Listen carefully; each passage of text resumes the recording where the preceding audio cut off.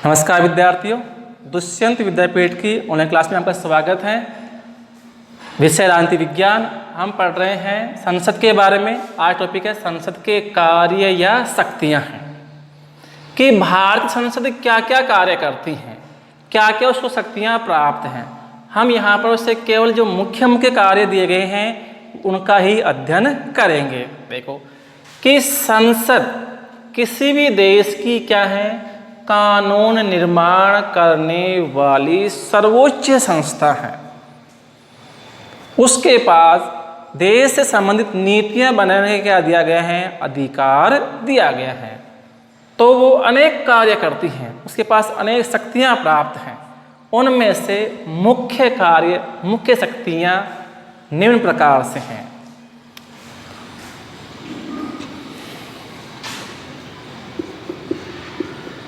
संसद के कार्य। हमारी संसद क्या क्या कार्य करती हैं? तो मुख्य 4 कार्य हमें दिए गए हैं। पहला है कानून निर्माण करना। दूसरा है धन विधेयक पारित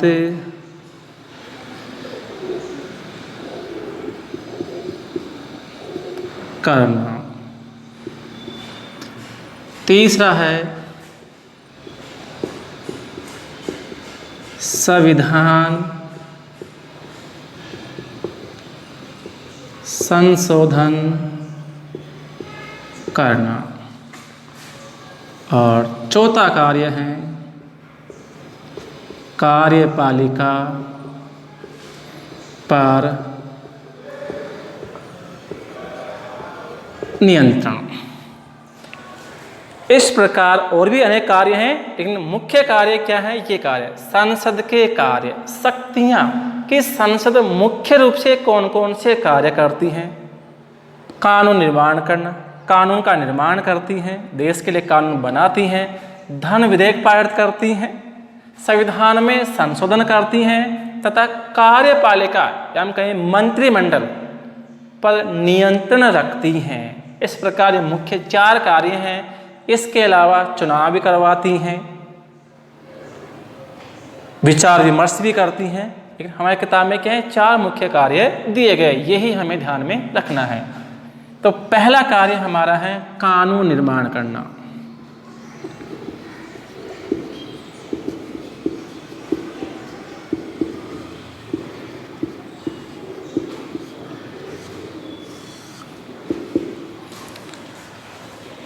किसी भी देश की जो संसद है उसका सबसे जो महत्वपूर्ण कार्य होता है वो होता है कानून निर्माण करना।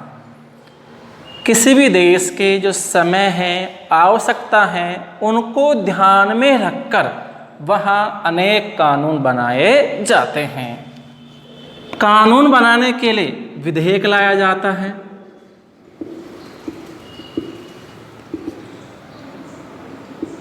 क्या लाया जाता है? विधेयक लाया जाता है। विधेयक को संसद में रखते हैं। संसद के दोनों सदनों के द्वारा अलग अलग, एक बार राज्यसभा में, एक बार लोकसभा में, अलग अलग पारित किया जाता है। उसके बाद में राष्ट्रपति हस्ताक्षर करता है। यदि राष्ट्रपति हस्ताक्षर करता है तो क्या बनता है? कानून निर्माण होता है। दूसरा कार्य धन विधेयक।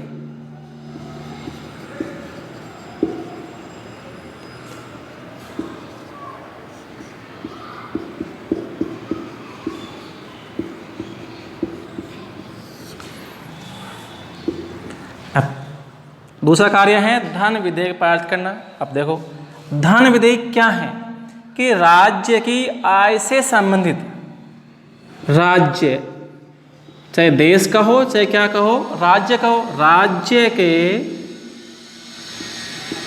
आय व्यय से संबंधित, राज्य के आय व्यय से संबंधित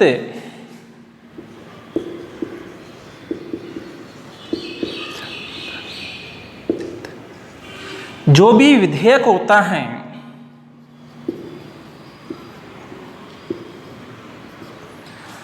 राज्य के आय व्यय से संबंधित जो भी विधेयक होता है उसे धन विधेयक कहते हैं। किसे? आय व्यय, खर्चा, कमाना, पैसा, कि कहाँ से पैसा आएगा, कहाँ पैसों का खर्च किया जाएगा, कितना खर्च किया जाएगा, तो वो जितना भी सारा विधेयक होता है उसे कहते हैं धन विधेयक कहते हैं, जिसका वर्णन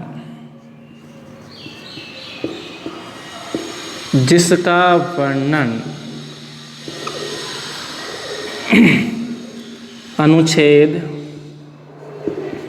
109 में किया गया है। किसमें है? 109 में राज्य के आय व्यय संबंधी विधेयक का वर्णन किया गया है तथा परिभाषित किया गया है अनुच्छेद 110 में कि धन विधेयक किसे कहेंगे, उसकी परिभाषा कहाँ दी गई है? अनुच्छेद 110 में दिया गया है। धन विधेयक कहाँ क्या है उसे वर्णन का 109 में दिया गया है। अब जो धन विधेयक हमेशा ध्यान रखना है कि धन विधेयक हमेशा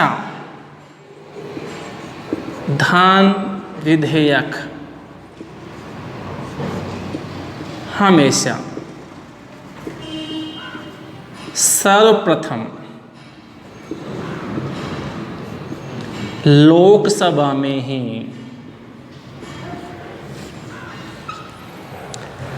धन विधेयक हमेशा सबसे पहले लोकसभा में ही प्रस्तुत होता है। साधारण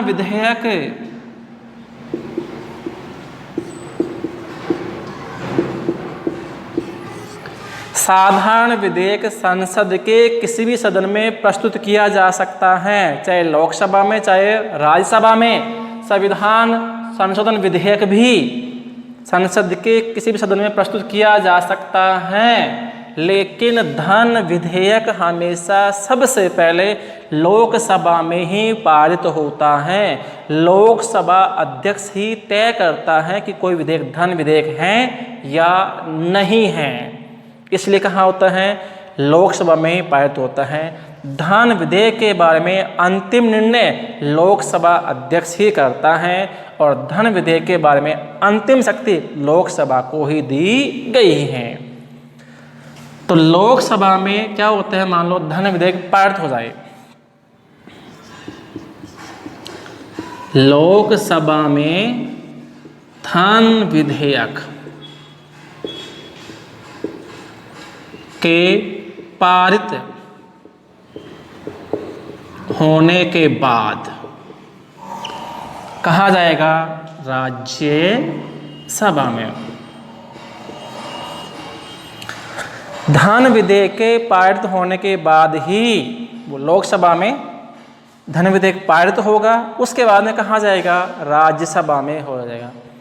राज्यसभा उसको पारित कर भी सकती है और नहीं भी करे। मान लो कि 14 दिन,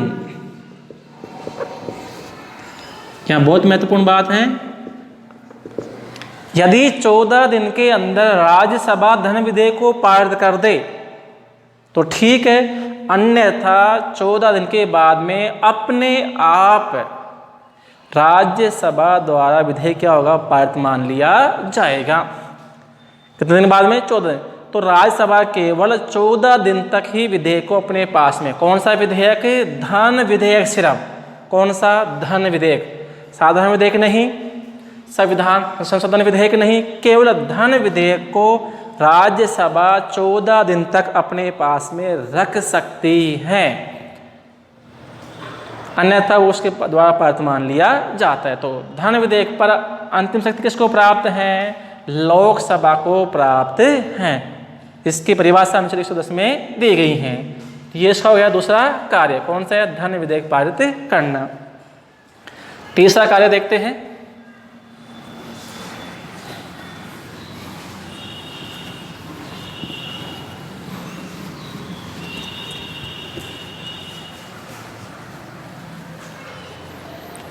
तीसरा कार्य है संविधान संशोधन करना।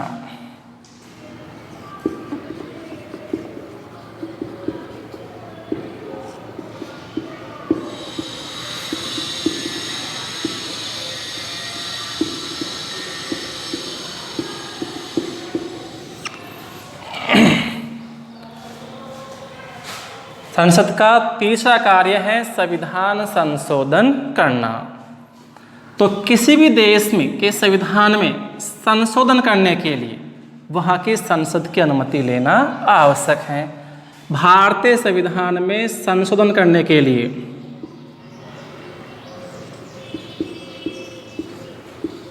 भारतीय संविधान में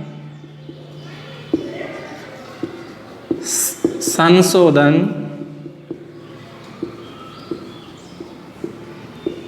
करने का प्रावधान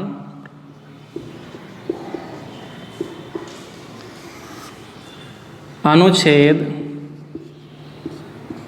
368 में दिया गया है। किसमें है? 368 कि संविधान के अनुच्छेद 368 के द्वारा संसद संविधान में संशोधन कर सकती है, जिसके तहत 3 विधियां हैं।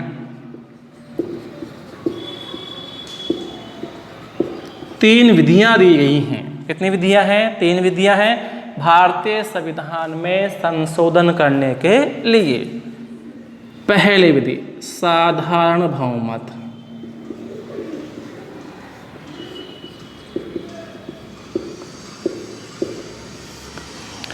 कि संविधान के कुछ प्रावधान ऐसे हैं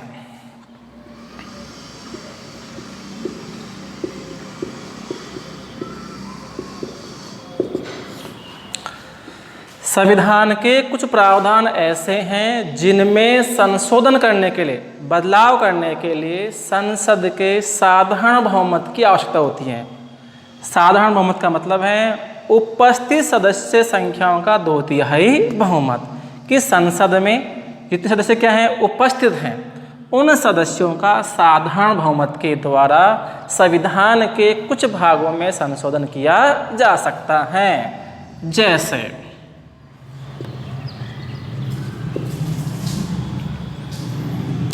राज्यों की सीमाओं में परिवर्तन, सीमाओं में, नाम में परिवर्तन,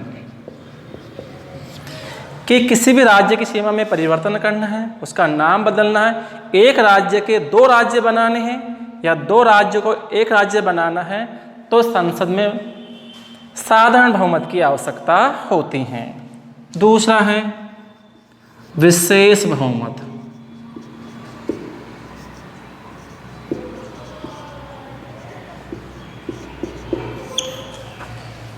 विशेष बहुमत के संविधान के कुछ प्रावधान ऐसे हैं, कुछ अनुच्छेद ऐसे हैं जिनको बदलने के लिए संसद में, सदन में उपस्थित सदस्य, सदन के कुल सदस्यों का 2/3 बहुमत तथा उपस्थित सदस्यों का 2/3 बहुमत की आवश्यकता होती है। जैसे देखो क्या है, ये हमारा लोकसभा है, कितने हैं? 543।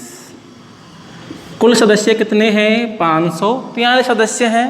तो विशेष बहुमत के लिए संसद के कुल सदस्यों का बहुमत आवश्यक है। अब कुल सदस्य कितने हैं? 543 हैं। बहुमत कितना है? 272। यदि 272 सदस्य उसके पक्ष में वोट देंगे तो क्या होगा? उसमें बदलाव होगा, अन्यथा बदलाव नहीं होगा। तो क्या कह रहा है इसमें कि सदन में उपस्थित कुल सदस्यों के, कुल कितने हैं लोकसभा में? 543, राज्यसभा में 245 सदस्य क्या हैं? कुल सदस्य हैं। इनका विशेष बहुमत कितना है? लोकसभा में 272 हैं और राज्यसभा में कितना हो जाएगा? 123। इतने सदस्य क्या होंगे? पक्ष में मतदान करेंगे तो क्या होगा? उसमें संशोधन होगा, अन्यथा नहीं होगा। तीसरा है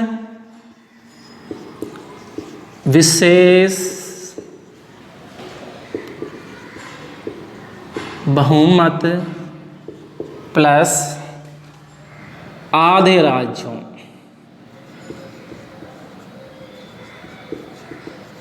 की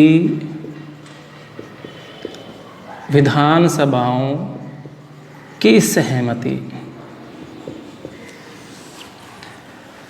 कि संविधान में कुछ प्रावधान इतने कठोर हैं कि उनमें परिवर्तन करने के लिए संसद के विशेष बहुमत के साथ साथ, विशेष बहुमत कौन सा हो गया, ये वाला विशेष बहुमत हो गया कि सदन के कुल बहुमत तथा उपस्थित सदस्यों के 2/3 बहुमत के साथ साथ आधे राज्यों की विधानसभाओं की सहमति क्या है, आवश्यक है। कि जितने भी राज्य हैं उनमें आधे राज्य जब तक सहमति नहीं देंगे तब तक उनमें बदलाव नहीं होगा। इस तरह ये प्रक्रिया क्या है, सबसे कठिन है, जिसमें विशेष बहुमत के साथ साथ आधे राज्यों की विधानसभाओं की सहमति आवश्यक होती है। तो हम कह सकते हैं अंत में कि संविधान में संशोधन करने के प्रावधान कुछ क्या है, सरल है, कुछ क्या है, बहुत कठिन है। इसलिए हमारे संविधान को क्या कहा गया है, लचीला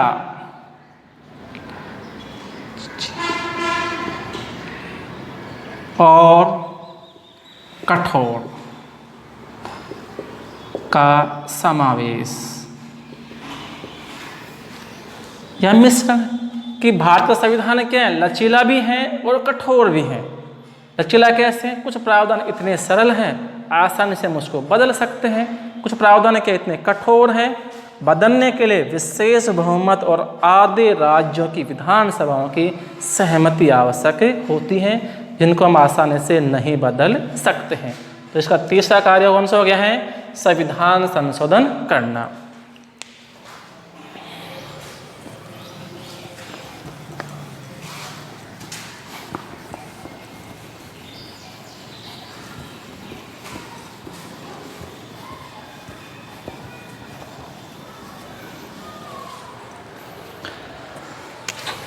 चौथा कार्य है कार्यपालिका पर नियंत्रण।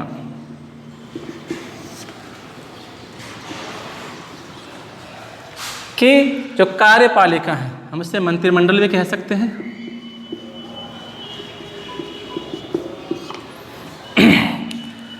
कि कार्यपालिका जो क्या है, मंत्रिमंडल है, जिसमें प्रधानमंत्री आता है, उसका जो मंत्रिमंडल आता है उसे हम क्या कहते हैं, कार्यपालिका। तो संसद का एक महत्वपूर्ण कार्य कौन सा है, कार्यपालिका पर नियंत्रण करना, कि जो कार्यपालिका है वो गलत कार्य न करे, तो उस पर भी नियंत्रण रखती हैं, जिसके अनेक प्रावधान हैं, जैसे प्रश्न पूछकर,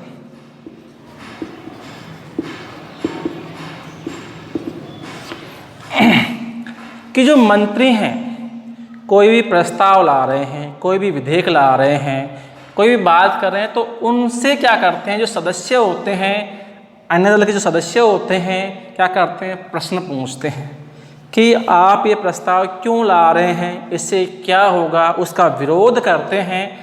तो उस प्रकार क्या करते हैं, उस पर नियंत्रण करते हैं। काम रोको प्रस्ताव,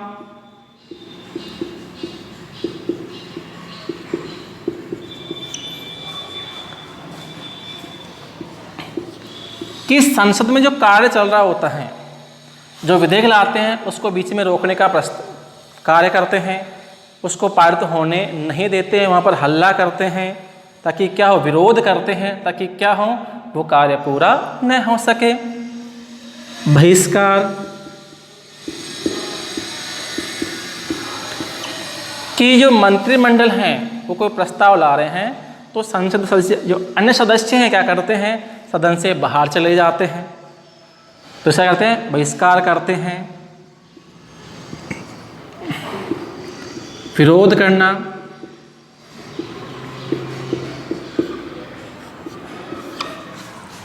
शून्य प्रस्ताव,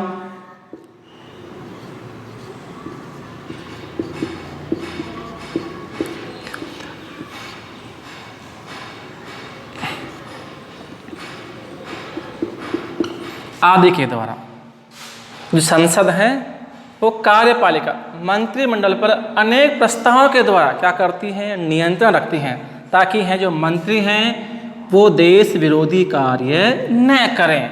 उनसे प्रश्न पूछती हैं, काम रोको प्रस्ताव लाती हैं, फिर बहिष्कार का माध्यम अपनाती हैं, उनका विरोध करती हैं, धरना देती हैं, वहाँ पर शून्य प्रस्ताव लाते हैं। इन आदि प्रस्तावों के द्वारा क्या करते हैं, वहाँ पर कार्यपालिका होती हैं, उन पर नियंत्रण रखने का कार्य करती हैं। तो इस प्रकार आज हमने पढ़ा संसद के कार्य। ये 4 मुख्य कार्य हैं संसद के, जो अपने सिलेबस के अनुसार हैं।